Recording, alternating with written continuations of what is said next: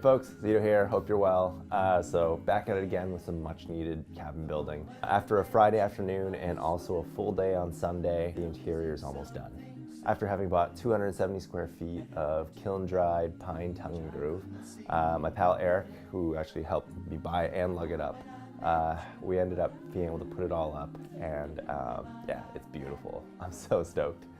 Now, while you think putting up tongue and groove would pretty much just be beautiful and processed a little bit like this, it's actually quite different, and I just kept replaying this in my head. It's honestly a ton of walking up and down icy stairs, a ton of cutting on the chop saw, a ton of going up and down ladders as well, and that's all amidst playing a ton of ball with my boy Atlas. But yeah, I'm honestly seriously over the moon about it, and I'm so stoked on it. It's a game changer, and it's just the interior of my dreams, to be quite honest with you.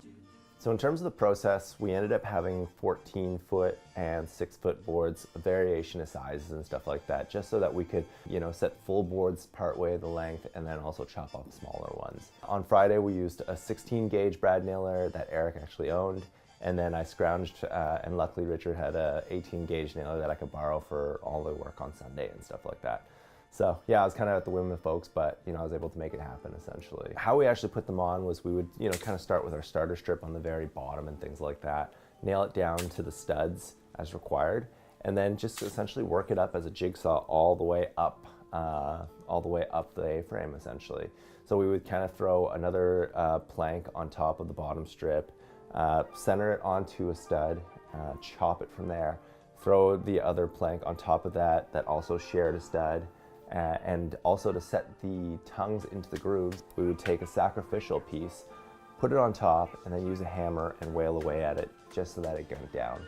After every few planks, we would actually check for level just to ensure that things were still looking good and that we wouldn't have an askew plank situation going up or anything like that. But yeah, things honestly looked good, and it was a jigsaw puzzle from there.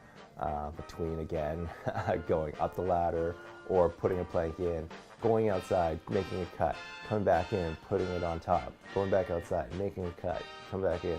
It's just, yeah, it became a bit of a process, and honestly, it was more about all the in-between steps than it was of actually placing the boards in. But yeah, all in all, it was beautiful, and this is seriously the interior of my dreams.